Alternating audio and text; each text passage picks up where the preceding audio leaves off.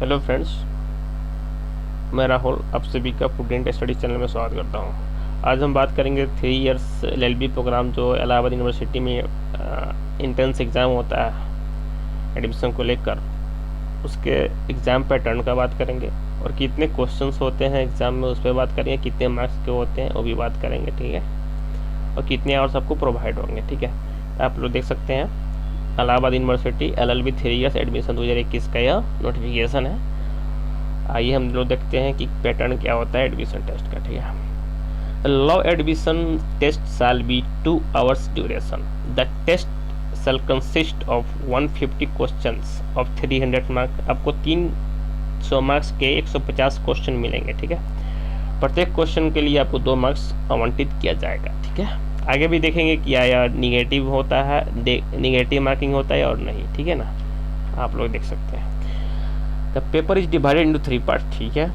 The question 2 part 1 language comprehension. एक first part में language comprehension, second part में general awareness and current affairs का question होता है, ठीक है। थर्ड पार्ट में आपको reasoning, mental ability and legal aptitude. Reasoning तो सिंपल जानते हैं, एसएससी का जो रीजनिंग का है वही सेम टू सेम समझ लीजिए, बट उसका लेवल जो होगा वो थोड़ा कम होगा, ठीक है। मेंटल एबिलिटी में आपको मैथ्स वगैरह आ जाएंगे, ठीक है। लीगल एप्टीट्यूड में आपको आईपीसी, कॉन्ट्रैक्ट, टॉर्ट्स, ये सब आएंगे, ठीक है। फैमिली लॉ भी आ सकते हैं, मुस्लिम लॉ भी आ सकते हैं, बट उतना वास्ट सिलेबस नहीं है इस इंट्रेंस एग्जाम जैसे कि दिल्ली यूनिवर्सिटी बीएचयू का है, ठीक है। बट इसको छोटा नहीं आंकना है।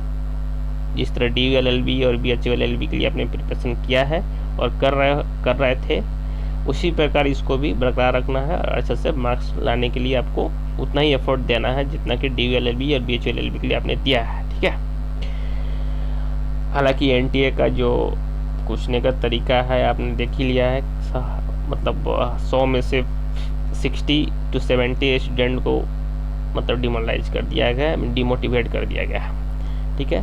सेकेंड है जो कि आप थर्ड फेज में देख लिया, ठीक है। इसको लिए आपको are of 2 marks is and for every correct answer candidate shall be awarded 2 marks, ठीक है। यहाँ पर तो अभी कोई मेंशन नहीं किया है निगेटिव मार्किंग का, आगे मिलेगा तो हम बताएंगे, ठीक है। नेक्स्ट देखते हैं नेक्स्ट देखते हैं कि लैंग्वेज 1, ठीक है। सॉरी, पार्ट 1 में लैंग्वेज कम्प्रीहेंशन है, ठीक है ना। प्रत्येक पार्ट्स में आपको 100 क्वेश्चंस 50 क्वेश्चंस होंगे और उसके लिए आपको 100 मार्क्स के लिए एग्ज़ाम होगा, ठीक है। तो फर्स्ट है जो पार्ट, उसमें लैंग्वेज कम्प्रीहेंशन का एग्ज़ाम होना है, ठीक है। उसमें आपको हिंदी और इंग्लिश दोनों लैंग्वेज पे बेस्ड क्वेश्चंस होंगे। 25 क्वेश्चन इंग्लिश के होंगे, 25 क्वेश्चन हिंदी के होंगे। वो कंटेंट क्या आएगा उस पर हम लोग बात करते हैं, ठीक है। दोनों एग्ज़ाम देना कंपलसरी है, दोनों का एग्ज़ाम अटेम्प्ट करना कंपलसरी है। जैसे BHU में था कि 20 या 30 क्वेश्चन पूछते हैं लेकिन वो ऑप्शनल था, बट यहाँ पर जो कंपलसरी कर दिया गया है, ठीक है ना। देखिए हम पढ़ के आपको बताते हैं। This part shall consist of 2 sections, okay, covering Hindi language comprehension and English language comprehension. या 2 सेक्शंस है इसमें, इस पार्ट्स में, उसमें हिंदी और इंग्लिश का कॉम्प्रीहेंशन बेस्ड क्वेश्चन होगा, ठीक है। Candidates are required to possess linguistic skill in both language of the level as is expected of a graduate student who has not had this as a special subject, okay. इसमें एक ऐसा question पूछा जाएगा जो कि graduate level के student का skill देखा जाएगा, लैंग्वेज बेस्ड स्किल देखा जाता है, ठीक है, okay. In both the level as expected, graduate student who has not had this as special subject in both the section, the test paper shall comprise passage for comprehension. देखिए क्या क्या question पूछे जाएंगे। पहले कंप्रीहेंशन होगा, ठीक है, एक पैसेज वाइज होगा, ठीक है। उसमें synonyms, antonyms, homonyms, words commonly confused, ठीक है, vocabulary, one word substitution, spellings, idioms, phrases, syntax, grammar knowledge of proverbs, figures of speech, legal terms and precise writing. They are required to be reasonably proficient in their knowledge of English language, okay. There shall be objective type question covering some or all the above mentioned area. इसमें से सोम दिया है, मतलब इसमें से इसी में से क्वेश्चन होगा। जरूरी नहीं है कि पूरा का पूरा कवर हो, बट होगा ज़रूर, ठीक है। इसमें लिखा है सम और ऑल ऑफ द अबव, ठीक है। इसको हिंदी में हम लोग ट्रांसलेट कर देते हैं। साइनोनिम्स का मतलब होता है प्रवाची शब्द, एंटोनिम्स का विपरीतार्थक शब्द, ठीक है। होमोनिम्स का पता नहीं, आप लोग देख लीजिएगा, ठीक है। कन्फ्यूज वर्ड, जैसे कि आप लोग वर्तनी हम लोग पढ़ते हैं हिंदी में कि वर्तनी कैसे लिखा जाएगा, उसी तरह इसमें भी कन्फ्यूज वर्ड आएगा, जिससे कि देख सकता है कि कौन आपको मिसस्पेल्ड वर्ड है, कौन करेक्टली वर्ड है, ऐसा दे सकता है, ठीक है। ऐसे कमिटी में MITTE होता है, वैसे ही दे देगा COMITTEE, तो ए में मिस कर देगा, वैसे आपको देखना होता है, ठीक है। वैसे होते हैं कन्फ्यूज वगैरह, मिसस्पेल्ड वगैरह, इस समय आते हैं, ठीक है। वन और सचिन एक अर्थ के लिए अनेक शब्द होता है, जैसे दशानंद हम लोग बोलते हैं दति को, क्या रावण को, उसी तरह वन वर्ड सब्सिट्यूट इंग्लिश में भी आता है, आप लोग देख लीजिएगा। स्पेलिंग्स यहाँ पे, स्पेलिंग जो हमने पहले बताया वही स्पेलिंग यहाँ पर है, ठीक है। आइडियम्स समझ रहे हैं आप लोग, मुहावरा टाइप का होता है, फ्रेजेस सेम होता है। सिंटेक्स वगैरह देख लीजिएगा, इंग्लिश में पढ़ना है, ठीक है ना। Syntax, grammar, knowledge of proverbs, कहावतें जो होती हैं, तिनके का क्या किसका सहारा, ऐसे कुछ होते हैं ना, सबरी का बेर, ऐसे सब जो है। फिगर्स ऑफ स्पीच देख लीजिए। लीगल टर्म्स आप लोग जानते ही हैं, बोनाफाइड, गुड फेथ, ऐसे IPC में लोग पढ़ते हैं। एक सबसे इम्पोर्टेंट है कि एक्सट्रीसियस, नॉन एक्सट्रीसियस, रिया, ऐसे करके टर्म्स हैं, ये सब भी देख लीजिएगा। प्रेसिस राइटिंग से भी रिलेटेड कुछ क्वेश्चन होंगे। They are required to be reasonably proficient in the knowledge, okay. यहाँ पर 25 क्वेश्चन के सेक्शंस होंगे, दोनों लैंग्वेज का, हिंदी और इंग्लिश का। आपको उसके लिए 50 क्वेश्चंस मिले, 50 मार्क्स मिलेंगे, 50 क्वेश्चन के लिए 100 मार्क्स मिलेंगे, ठीक है। दूसरा पार्ट से हम बात करते हैं general awareness and current affairs का। जनरल अवेयरनेस में आपको क्या क्या कवर होगा, उसके बारे में बात करते हैं। Question pertaining the general awareness about the major facts relating to the Indian and world history, geography, environment, Indian culture, Indian national movement, science, technology, contemporary, national, regional, international, political, economics, perspective, international organization, treaties, etc. along with the questions on general knowledge and tradition nature। यहाँ पे specially mention है कि किस किस section से question होंगे। जो general awareness का सेक्शन बहुत वास्ट है, आपको वर्ल्ड हिस्ट्री भी कवर थोड़ा करना पड़ेगा, बट ऐसा नहीं है कि BPSC, PCS, UPSC जैसा सिलेबस मतलब आपको कवर करना पड़ेगा। सिंपल आपको नॉलेज रखना होगा कि सबसे ऊंचा जो है वेनेजुएला में जलप्रपात है, ऐसे टाइप का, ठीक है ना। वर्ल्ड हिस्ट्री कंटेंट अगर हम बात करें, आपको ज्योग्राफी में सिंपल आपको देखना पड़ेगा कि भारत का जो अपना चौहद्दी है, ठीक है, नॉर्थ में सबसे नॉर्थ मोस्ट पॉइंट क्या है, साउथ मोस्ट पॉइंट क्या है, ठीक है, टेरिटरी का साउदर मोस्ट पॉइंट क्या है, ऐसे आपको देखना पड़ेगा। ईस्टर्न पॉइंट क्या है, वेस्टर्न पॉइंट क्या है, कौन सी सबसे लंबी नदी भारत की है, ठीक है। दक्षिण भारत का गंगा किसे कहा जाता है, कौन सा नदी किस नदी में किस महासागर में गिरता है, या फिर बे ऑफ बंगाल जैसे इस तरह का जो है। आपको जो तिब्बत से जो नदी आती है, चाइना से नदी आती है, सांगपो बोला जाता है, वो कौन सा नदी है, ब्रह्मपुत्र नदी कहाँ से एंट्री लेती है, इस टाइप का ज्योग्राफी में देखना पड़ेगा। बहुत सारा क्वेश्चन है कि कौन सा नेशनल पार्क कहाँ है, ये सभी क्वेश्चन पूछ लेते हैं। थोड़ा सा थीम्स देख सकते हैं डांस वगैरह का, कौन सा डांस कहाँ का है, ये सब क्वेश्चन कॉमनली आज क्वेश्चन पूछ लेते हैं, ठीक है। उसके बाद इंटरनेशनल पॉलिटिकल का बात करें तो इसमें आपको भी इंटरनेशनल पॉलिटिकल में आपको देख सकते हैं कि वो आ जाएगा आपको WTO का मुख्यालय वगैरह कहाँ है, जिससे आपको यूनाइटेड नेशंस का जो भी स्पेशल एजेंसीज है उसका मेन 6 ऑर्गन्स जो भी हैं, आपका उसका लैंग्वेज क्या है, कब इस्टेब्लिश हुआ था, इवेंट एक 24 अक्टूबर को क्यों मनाया था, उसी दिन इस्टेब्लिश हुआ इसलिए मनाया था। इस टाइप का क्वेश्चन आपको इंटरनेशनल पॉलिटिक्स में देख सकते हैं, ठीक है। नेक्स्ट देखते हैं, आपको जो है साइंस वगैरह क्वेश्चन है, आपको इसमें पढ़ना होगा। तीनों साइंस का जो सब्जेक्ट है, केमिस्ट्री, फिजिक्स, बायोलॉजी, उसमें थोड़ा सा क्वेश्चन देखना पड़ेगा, ठीक है। उसके बाद आपको टेक्नोलॉजी से रिलेटेड क्वेश्चन देखना पड़ेगा। Contemporary, Nations, regional, international politics हम लोग बात कर ही लिए हैं। इकोनॉमिक्स का क्वेश्चन देखना पड़ेगा। पर्सपेक्टिव जो भी है, इंटरनेशनल ऑर्गेनाइजेशन जो हम लोग बात किए हैं अभी, उस पर्सपेक्टिव में हम लोग बात करेंगे कि कौन क्या क्या जो है WTO, UN वगैरह का देखना, ट्रीटीज क्या क्या साइन हुआ है किस किस देश के बीच में, ब्रज प्रहार, इस टाइप का। Along with question on general knowledge, आप लोग जानते हैं कि जनरल नॉलेज में क्या क्या क्वेश्चन आता है, सब पता है। ठीक है ना। इसके लिए आप लुसेंट कवर कर सकते हैं, अभी आपके पास 15 दिन का टाइम है या अप्रॉक्स 14 दिन का टाइम, आप लुसेंट आसानी से कवर कर सकते हैं, ठीक है ना। बट ऐसा नहीं है कि शुरू से पढ़ेंगे तो हो जाएगा, ठीक है, क्योंकि पहले से जो पढ़ा होगा उसको रिवीजन कर सकता है, कुछ नया भी पढ़ सकता है, आपके पास टाइम है, ठीक है। बट इसके बाद अगर आप करेंगे तो फिर कोई फ़ायदा नहीं रहेगा, ठीक है। इसलिए अभी पूरा 5-6 घंटा प्रॉपर टाइम दीजिए, एक सेक्शन में लैंग्वेज कंप्रीहेंशन में दीजिए, फिर जनरल अवेयरनेस में ज़्यादा वेटेज दीजिए, रीजनिंग में भी ज़्यादा वेटेज दीजिए। ये जो सेक्शन है पार्ट 2 और पार्ट 1, 3 बहुत भाषी सब सेक्शन है, ठीक है ना। हालांकि वेटेज सबका सेम है, बट आपके हिसाब से जो इसमें जो कमजोर हैं उस पर ज़्यादा फोकस करिए। 5 दिन से 10 दिन उसके बाद रिवीजन करने के लिए आपको टाइम मिलेगा, उससे ज़्यादा आप टाइम गवाइएगा तो फिर अच्छा स्कोर नहीं कर पाइएगा, अच्छा स्कोर नहीं कर पाइएगा तो फिर आप पीछे रह जाइएगा और सब स्टूडेंट से, ओके। चलिए नेक्स्ट पार्ट्स की बात करेंगे, उसमें है reasoning, mental ability and legal aptitude. Reasoning में आपको पता ही है एसएससी का सिलेबस जो 25 क्वेश्चंस आते हैं उसमें क्या क्या कवर करते हैं। आपको सीरीज पूछ लेंगे 2, 4, 6, 8, 10, उसके बाद क्या आएगा तो 12 जनरली मैं बता रहा हूँ, इतना सिंपल तो पूछते नहीं है, ठीक है। और उसके बाद 2.5 से क्वेश्चन आ सकते हैं, आपको फिगर्स काउंटिंग करने के लिए आ सकते हैं, कितने चतुर्भुज है, कितने त्रिभुज है, कितने रेक्टेंगल इस टाइप का, ठीक है। सिंपल मतलब होता है इसमें, ये सब अच्छा क्वेश्चन, अच्छा स्कोर करने वाला सेक्शंस है, ठीक है।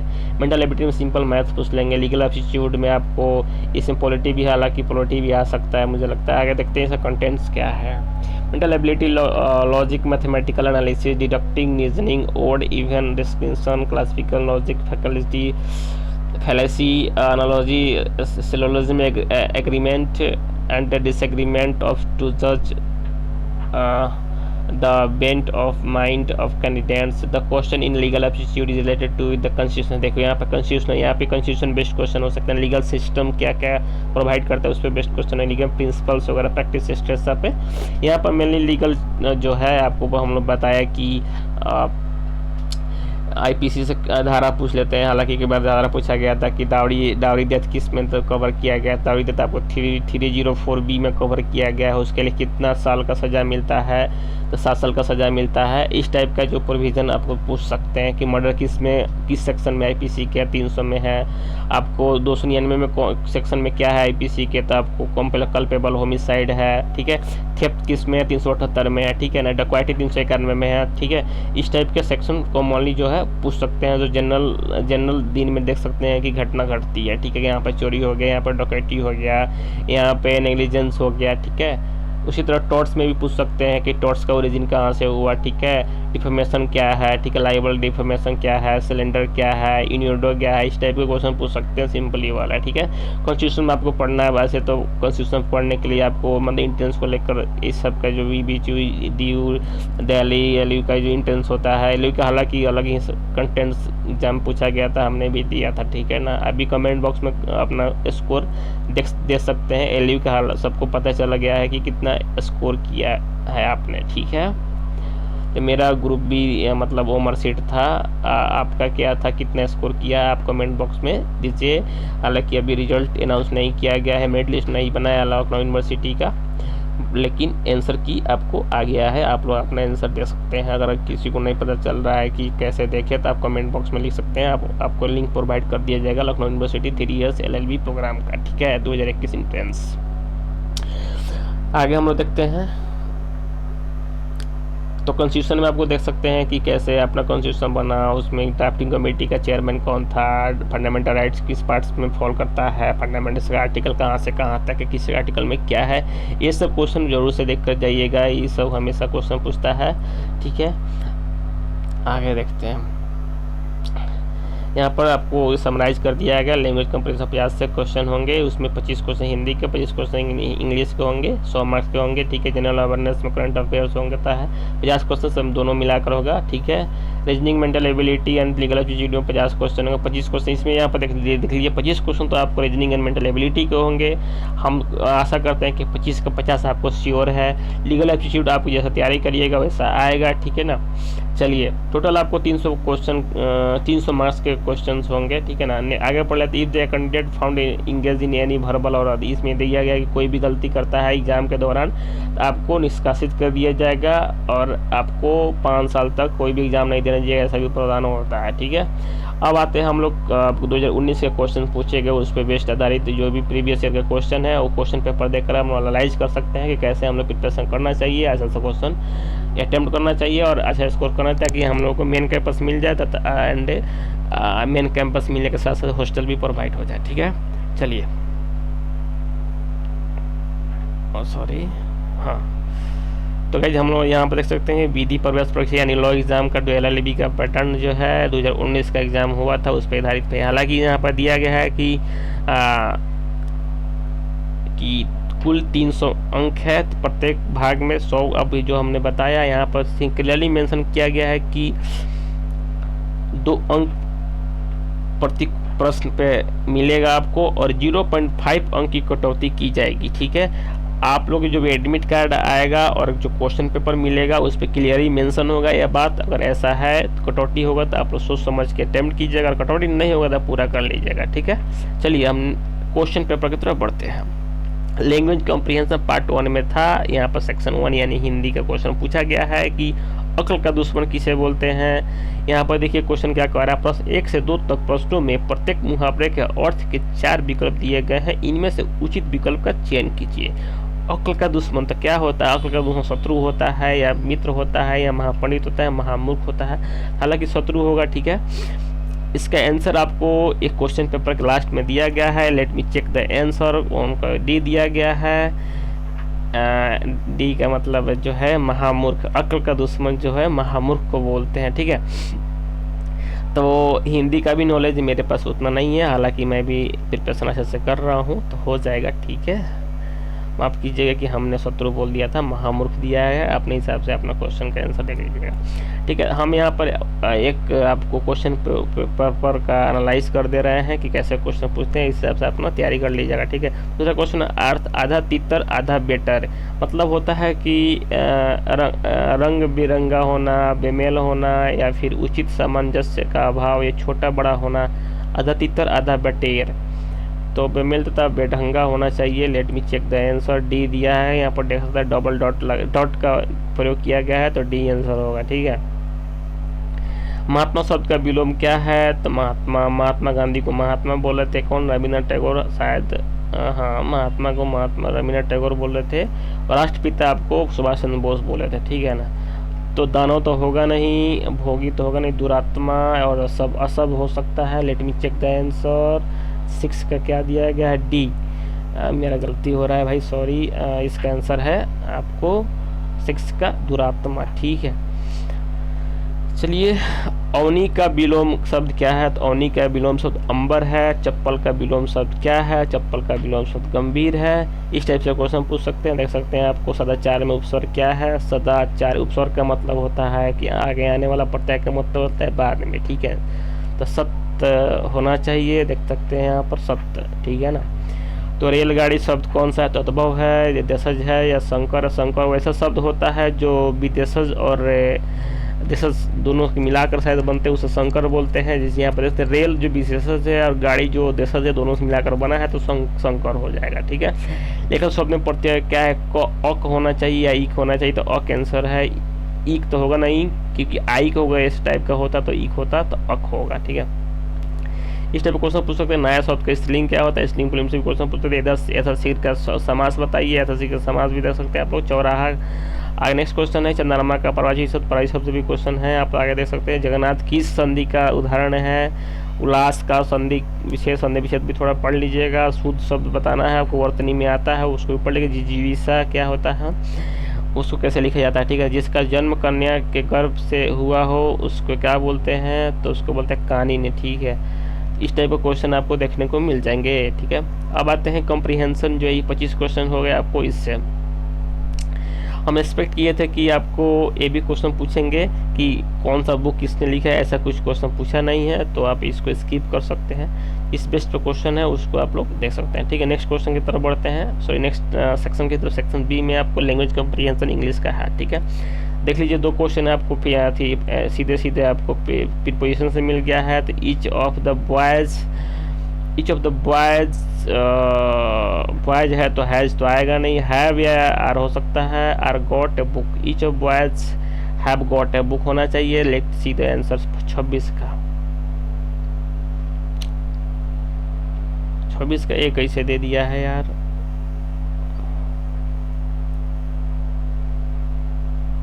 देखो यहाँ पर ईच ऑफ बॉयज, ईच लगाया नहीं, इसके कारण हैज आया है। ठीक है, क्योंकि ईच ऑफ बॉयज होता है ना, प्रत्येक बॉय में से एक ने बुक प्राप्त कर लिया है, तो प्रत्येक में से एक का बोध कर रहा है, तो यहाँ पर हैज होगा, क्योंकि सिंगुलर नाउन का प्रयोग हो रहा है। यहाँ पर सिंगल मतलब का चर्चा किया जा रहा है, इसलिए। ठीक है, तो हैज इज राइट आंसर। ठीक है ना, most of the pen, most आ गया तो अब यहाँ पर हैव होगा, हैव बीन लॉस्ट। ठीक है ना, have been lost, most of the pen have been lost. यहाँ पर 27 का भी होना चाहिए। ठीक है, तो यहाँ पर देख सकते हैं आप लोग कॉमन सेंस यूज करना है, सिंपल आंसर दे सकते हैं। ठीक है, उसके बाद से आपको एंटोनिम पूछा है पर्पस, परस्यू का। परस्यू, अब्स्ट्रूड, कील, अबैंडन, ऑफेन। तो परस्यू नहीं होता है परस्यू करना, तो अब्सर्ट करना, अबैंडन, ऑफेन। ऑफेन मतलब प्राय होता है, किल, अबैंडन, तो ये होना चाहिए 28 का। Let me check the answer. हम ऐसा आप नहीं करेंगे, आपको क्वेश्चन भी दिया हुआ है। ठीक है, आप लोग देख लीजिएगा, हालांकि आंसर भी है अबैंडन। ठीक है, स्कार्सिटी में तो कमी होता है, तो इसका भी देख लीजिएगा, आपको सिनोनिम एंटोनिम क्या दिया गया है। ठीक है, आई लेड डाउन और ऑन द स्मूथ। ठीक है, इसमें से आपको ईडर फाउंड करना है। ठीक है, ईडर फाउंड करने के लिए 3 क्वेश्चन है। उसके बाद choose opposite meaning of accord मतलब अकॉर्डिंग टू। ठीक है ना, तो डिस्कॉर्ड हो जाएगा। ठीक है, एंटोनिम सिंपल है, अपोजिट मीनिंग 39 का डी है वहाँ। 39 का सी, अरे ठीक है, चलिए कॉन्कॉर्ड होगा। ठीक है, रिकॉर्ड का कॉन्कॉर्ड है, डिस्कॉर्ड दूसरा सेंस देता है। फिर in the blanks with suitable words, he is too weak to deceive. Weak या काइंड में से देखिए क्या दिया है आंसर। 40 का 40 का डी दिया है। Is too intelligent to be deceived. ठीक है, अपने हिसाब से देख लीजिए आंसर क्या होगा। हम क्वेश्चन आपको प्रोवाइड कर दिया है। ठीक है, क्योंकि हम भी इसका भी जो आंसर दिया गया है कोई ऑथेंटिक नहीं है, अपने हिसाब से पढ़ेंगे देखेंगे तो हम भी अपना बताएंगे। ठीक है, अभी आपको क्वेश्चन पर दिखा दिया जा रहा है पैटर्न क्या है, क्वेश्चन कैसे पूछे जाते हैं। ठीक है, चलिए नेक्स्ट क्वेश्चन जो आपको प्रीपोजिशन से भरना है। Fill in the blanks with suitable preposition. Are not this slums a disgrace for to on off. ठीक है, आपको देखना है कि इसमें कौन सा सही मतलब वर्ड है। Find your marks answer sheet, group of the following correctly spelled, correct कौन है। तो कंपलसरी मेरे को लग रहा है पहला सही है, इसमें सिंपल ही है। 42 का 1 हो जाएगा, सिंपल क्वेश्चन है, 42 का 1। ठीक है, चलिए दूसरा है ग्रेटफुल। ग्रेटफुल सिंपल है, पहला आंसर सही है। डबल एल होता है, डी एन जाएगा 43 का डी। 43 का बी दिया है क्या, तो देख लो गाइज, यहाँ पे आपको 43 का 43 का ग्रेटफुल, GRATFULL नहीं होता है, GRATEFUL होता है। ठीक है, ग्रेट वाला ग्रेट यहाँ पर नहीं होता है, GRATEFUL यहाँ पर देख लीजिएगा। ठीक है, to drive one into tight corner. ठीक है, तो to gratefully express flag, to take one into the to life full of the corner, to be. यहाँ पर देख लीजिएगा आंसर क्या है, आपको एडियम्स फ्रेज आ गया है। ठीक है, तो पैसेज और tell us about. Okay, next question की तरफ बढ़ते हैं। यहाँ पे जो क्वेश्चन पूछा है 46 से 50 तक आपको एक पैसेज दिया गया है, सिंपल छोटा सा पैसेज है, उसके हिसाब से आपको क्वेश्चन देखिए यहाँ पर पैसेज 5-10 क्वेश्चन आंसर मिल जाए। क्वेश्चन का 10 मार्क्स के लिए क्वेश्चन पूछ दिए गए हैं, सीधे से सीधे आपको देख सकते हैं कि 46 से 50 तक आपको 10 क्वेश्चन आंसर मतलब 10 मार्क्स आपके हो सकते हैं, अगर अच्छे से आप पढ़ के दे सकते हैं आंसर। तो चलिए पार्ट 3 में बात करते हैं general awareness and current affairs का, ठीक है। दीन इलाही किसके द्वारा प्रवचित है, आपको अकबर के द्वारा प्रचलित किया गया था। 8 मार्च किस दिन रूप में मनाया जाता है, विश्व अंतर्राष्ट्रीय महिला दिवस के रूप में मनाया जाता है। रेडियो एक्टिविटी की खोज किसने की थी, तो हेनरी बेकवेलर ने की थी, बेकुरल, ठीक है। इस टाइप क्वेश्चन में भारत का नाट्यम कहाँ का, तमिलनाडु का जन्म का 33 कौन थे, प्ले किसके कारण संचालित होता है, तो इस टाइप का क्वेश्चन देख सकते हैं। सोलमंडा किसी ज्योग्राफी क्वेश्चन है। सरदार सरोवर परियोजना पूछे थे, बताया था ना, इस टाइप का क्वेश्चन पूछ सकते हैं। इंडियन डिवाइडेड नामक पुस्तक किसका है, डॉक्टर राजेंद्र प्रसाद का है, ठीक है ना। पंचायती राज के सबसे अंग किसका है, ग्राम पंचायत का है। भारत सबसे बड़ा राज्य कौन सा है, राजस्थान है। क्षेत्रफल के दृष्टि से पूछ रहा है, किसके दृष्टि से पूछ रहा है, तो सिंपल राजस्थान मारिएगा अगर क्षेत्रफल की दृष्टि से पूछे तो। जवाहरलाल नेहरू कहाँ स्थित है, जवाहरलाल नेहरू बंदरगाह कहाँ स्थित है, तो मुंबई में स्थित है, ठीक है। राष्ट्रीय युवा दिवस कब मनाया जाता है, ठीक है, राष्ट्रीय पूछ रहा है तो आपको 12 जनवरी राष्ट्रीय युवा दिवस अंतर्राष्ट्रीय एक बार देख लीजिएगा आप लोग इसको, ठीक है ना। कोणार्क मंदिर आपको पता ही है, सूर्य मंदिर है, आपको उड़ीसा में स्थित है। भारत का सबसे लंबा बांध कहाँ है, हीराकुंड बांध है। ये भी देख लीजिए किस नदी पर स्थित है, क्योंकि क्वेश्चन से अगर क्वेश्चन बनाते हैं लोग तो ऐसे ही पूछ लेते हैं। हीराकुंड बांध अभी पूछा है कहाँ है, सबसे लंबा बांध है तो ये कहाँ है और किस नदी पर स्थित, इस थोड़ा देख लीजिएगा। जो भी ऑप्शन है उसके हिसाब से सब देख लीजिएगा। फॉरवर्ड ब्लॉक की स्थापना किसने की थी, सुभाष चंद्र बोस ने किया था, ठीक है ना। लोकसभा के लिए कितना उम्र होता है, सबको पता है कि 25 वर्ष होना चाहिए। अगर पूछ देगा कि प्रधानमंत्री को मिनिमम कितना होना चाहिए, तो यहाँ पर 2 कंडीशन बनता है। अगर राज्यसभा से बिलोंग करते हैं तो 30 वर्ष, अगर लोकसभा से बिलोंग करते हैं 25 वर्ष, ठीक है ना।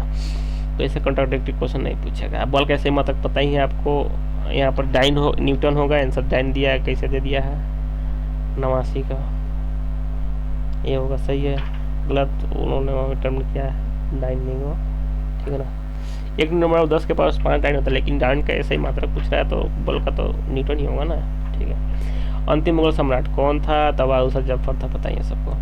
बिहू कहाँ पर प्रसिद्ध है, तो असम में है, ठीक है। उष्णकटिबंधीय वर्षा भारत में पाया जाता है, अंडमान में पाया जाता है, ठीक है ना। ऐसे तरह क्वेश्चन देखे तो ज्ञानपीठ पुरस्कार पूछा है, तो इस बार का ज्ञानपीठ पुरस्कार किसने दिया था। राष्ट्रीय रंगमंडल का आयोजन 15 अक्टूबर 2018 किस देश में संपन्न हुआ। ये आपका आर्को पोलो का ऐसा क्या है, आर्कियो पेलागो का अर्थ क्या है, कोणार्क मंदिर सब क्या है, ये सब जनरल अवेयरनेस क्वेश्चन देख सकते हैं, ठीक है। आपको हर क्वेश्चन से अभी तक हमको तो एकाधिकार का अर्थ क्या है, एकल विक्रेता, ठीक है। साइना नेहवाल किस खेल से बिलोंग करती है, बैडमिंटन, इस टाइप का क्वेश्चन पूछा गया है आपसे। मेगास्थनी यहाँ पर ये हिस्ट्री का क्वेश्चन है। फर्जी खजुराहो मंदिर ज्योग्राफी में आ सकता है। काली मिट्टी का कौन सा पौधा होता है, काली मिट्टी में कौन सा, आपको कपास पता ही है, 10th क्लास में पढ़ा हुआ था। भांगड़ा कहाँ पर, पंजाब का। पोलियो रोग किससे प्रभावित करता है, यकृत को प्रभावित करता है। पोलियो से देख सकते क्वेश्चन सीधे 2-3 क्वेश्चन पूछ लिए हैं साइंस से, ठीक है। चलिए अब हम लोग बात करते हैं नेक्स्ट पार्ट्स की, उसमें कैसे कैसे क्वेश्चन पूछा गया है। तो चलिए अब आते हैं रीजनिंग में। मेंटल एबिलिटी दे सकते हैं कि मनुष्य, वनस्पति और गाय, ठीक है। मनुष्य, वनस्पति और गाय किस का कौन सा जो है सर्वाधिक सही दर्शाता है संबंध, ठीक है। ये आपको रीजनिंग का क्वेश्चन है। देखिए मनुष्य, गाय और वनस्पति, तो मनुष्य तीनों तो जीव है, ठीक है। देखिए 2 जीव है और 1 वनस्पति है, ठीक है। तो आप लोग जो है मेरे ख्याल से तीनों अलग अलग तो नहीं कर सकते हैं।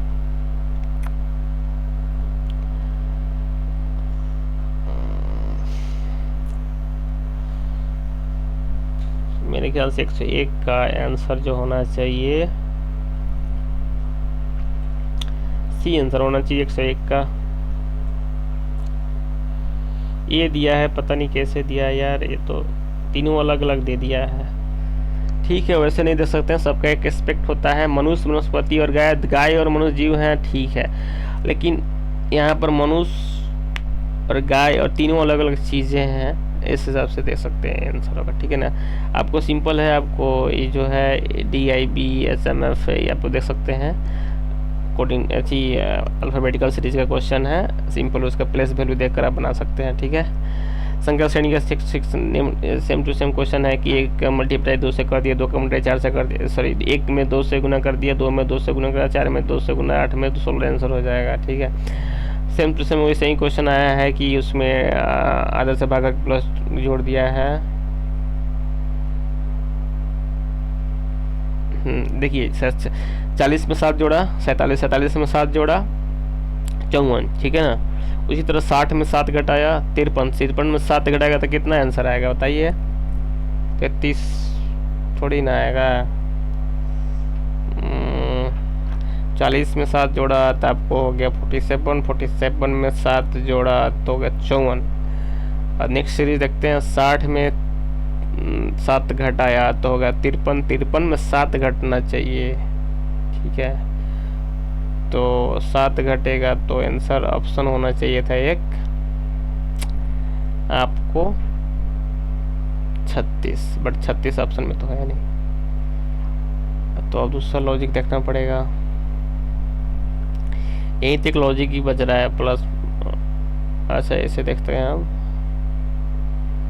+20 - 13, फिर उसके बाद क्या हुआ +7, ऐसा कोई लॉजिक है? वही लॉजिक सही था यार। 40 + 7 7, 47, 47 + 7 54। ठीक है, उसी तरह 60 - 7, अब 53 का ही में 7 घटाने के बाद आंसर आना चाहिए था 46। सही है यार, 54 में 7 घटेगा तो 46 आंसर होगा। ठीक है, सी ऐसा सेक्शन है आपको 50 में से 50 आना चाहिए। ठीक है, चलिए तो निम्नलिखित में कौन सा भिन्न है? आप डिफरेंस में आपको कौन 17, 25, 19, 13।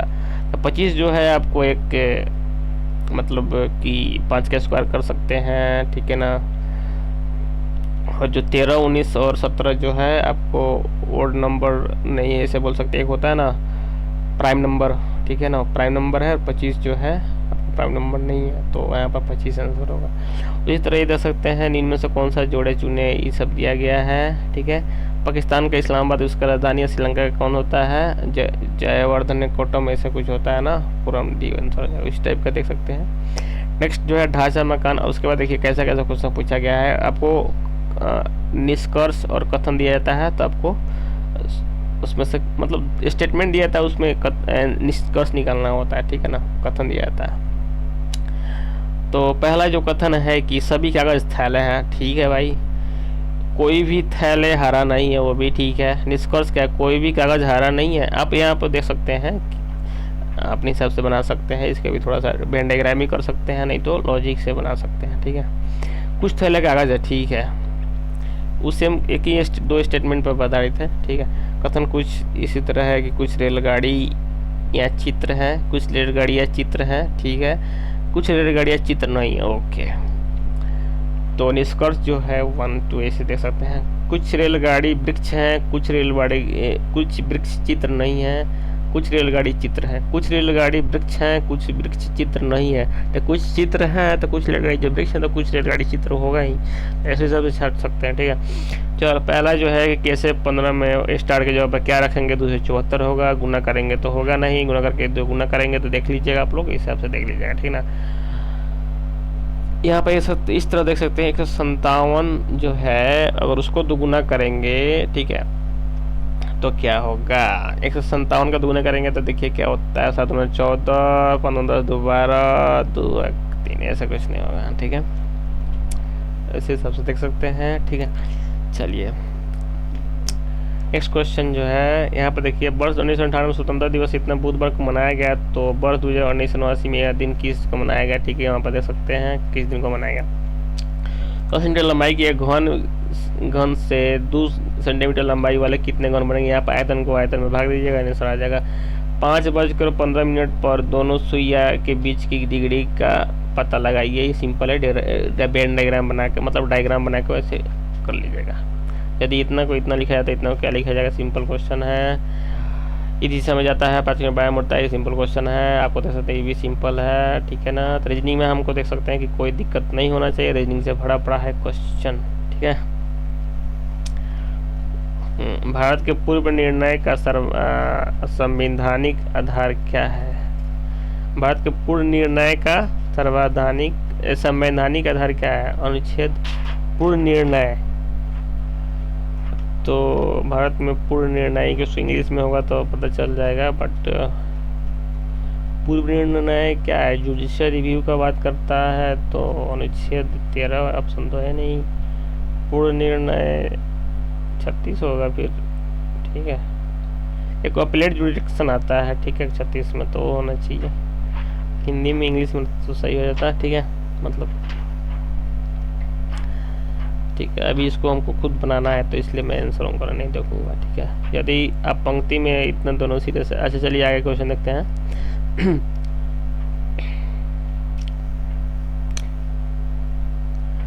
ठीक है, आगे बढ़िए।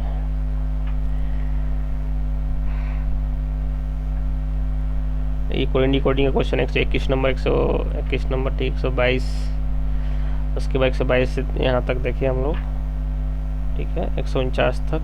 सिविल प्रक्रिया संहिता के किस उपबंध अधीन अस्थायी न्यायाधीश दिए जाते हैं? सिविल क्रिमिनल प्रोसीजर कोड का बात किया गया है, ठीक है। ये सेक्शन क्या है भाई? Reasoning, mental ability, legal ability. अच्छा, लीगल एबिलिटी के क्वेश्चन तो होंगे ही। मेंटल एबिलिटी मैथ का क्वेश्चन है, दिखा हमको अभी तक एक भी दिखेगा, आगे दिखेगा। यदि मेढक को मछली कहा तो मछली को सांप कहा, तो सांप को कौवा कहा, तो कौवा को बतख कहा जाता है। तो मछुआरे का संबंध किससे? मछुआरे तो मछली मारता है ना, तो यदि मेढक को मछली कहा जाता है, मछली को सांप कहा तो सांप को मारेगा वो, तो मछली को सांप कहा जाता है। तो 129 का कैंसर देख लेते हैं, बी होना चाहिए, बी है, ठीक है। रीजनिंग कितना आसान क्वेश्चन है। नेक्स्ट क्वेश्चन है कि घड़ी 9 बजे का समय दर्शा रही है। यदि छोटी सुई पूर्व दिशा में हो तो बड़ी सुई क्या होगी? तो सिंपल डायग्राम बनाओ। एक औरत का पश्चिम परिचय देते हुए रमेश ने कहा कि उसकी माँ के पति की बहन मेरी चाची है। तो रमेश का ये भी सिंपल है, आप लोग लॉजिक से बना लीजिएगा, बट डायग्राम से भी बना सकते हैं। छात्रों की एक पंक्ति में शुभम बाएं से 21वें स्थान पे, दाएं से 28वें स्थान में, जोड़ों को जोड़ के घटा दीजिएगा, आंसर आ जाएगा, ठीक है। यदि आप पंक्ति के दोनों सिरों से 9वें स्थान पर हैं तो पंक्ति में कुल कितने? 9 18 19 आंसर हो जाएगा। 18 133 का 9 18 -1, ठीक है ना, -1, तो सी आंसर होगा 133 का सी, 133 का सी, ठीक है। चलिए निम्नलिखित में से शब्दों को सार्थक क्रम में व्यवस्थित करें। देखिए, पहले परीक्षा साक्षात्कार चयन आवेदन, तो चयन तो परीक्षा होने के बाद होगा, 3 के बाद 2 आएगा, तो क्लियर है।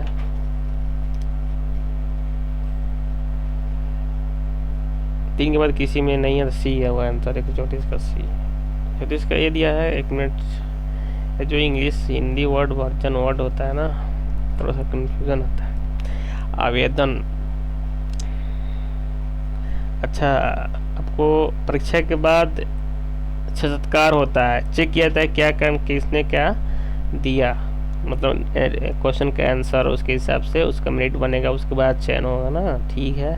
पहले आवेदन, फिर परीक्षा, ठीक है, फिर आपको साक्षात्कार, फिर आपको चयन, ठीक है। ये होता है आपको सार्थक क्रम, मतलब कि कोई भी अगर एग्ज़ाम मतलब आपको क्वालिफाई करना है तो पहले क्या होगा, एक आवेदन देना होगा, ठीक है, उसके बाद आपका एग्ज़ाम होगा, फिर आपको एग्ज़ाम देने के बाद आपका क्या क्या अटेम्प्ट किए हैं क्वेश्चन, उस हिसाब से आपको मेरिट बनेगा, मेरिट होने के बाद आप चयन हो जाइएगा, ठीक है, मेरिट के लिए लायक होंगे। तो नेक्स्ट क्वेश्चन जो है, अमित पूर्व दिशा में इतना चलता है, ओके, हम लोग मैथ का क्वेश्चन देख रहे थे, ओके। अब देखिए कुछ क्वेश्चन जो है लीगल एप्टीट्यूड के हैं। कल्पना सिद्धांत निम्नलिखित अवधारणा में किससे संबंधित है? व्यवहार प्रक्रिया संहिता की 44 धारा किसके साथ पढ़ा जाना चाहिए? दंड प्रक्रिया संहिता के अंतर्गत जांच की जाती है। सिविल प्रक्रिया संहिता की कौन सी धारा धन की डिक्री को निष्पादन के लिए स्त्रियों को गिरफ्तारी या निरोध का निषेध करती है? दंड प्रक्रिया संहिता का कौन सा उपलब्ध अपील से संबंधित नहीं है? ठीक है। निम्नलिखित में से अनवरत अपराध कौन सा है?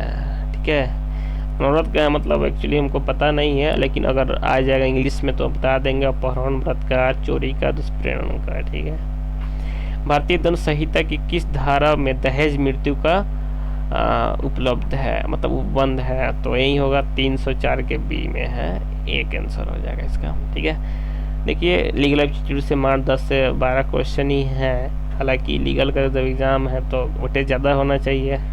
ठीक है, कितना 42 से लेकर 50 तक क्वेश्चन है, सॉरी 41 से लेकर 50, 10 ही क्वेश्चन दिए हैं। तो ओ एक पुलिस अधिकारी वो को यह स्वीकृति करने के लिए कि उसने अपराध किए हैं कि उत्प्रेरित करने के लिए यातना देता है। भारतीय दंड संहिता की किस धारा के अंतर्गत पुलिस अधिकारी को अपराध करने का दोषी कहा जाएगा?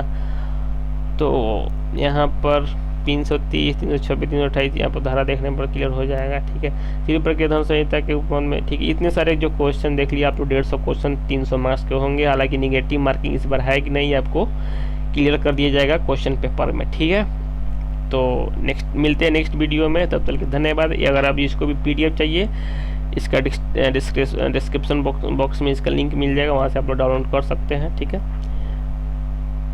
धन्यवाद। इसको अपने जितना से ज़्यादा हो सके दोस्तों को प्रोवाइड करिए, क्योंकि बहुत सारे स्टूडेंट जो है इलाहाबाद यूनिवर्सिटी का पेपर का एग्ज़ाम देने वाले हैं, स्पेशली LLB के लिए। ठीक है, तो आप लोग हर स्टूडेंट को प्रोवाइड मतलब पहुंचाना चाहते हैं तो वीडियो को शेयर कर सकते हैं, सब्सक्राइब कर सकते हैं, लाइक कर सकते हैं। As you wish. धन्यवाद, thank you so much for attending this session. धन्यवाद।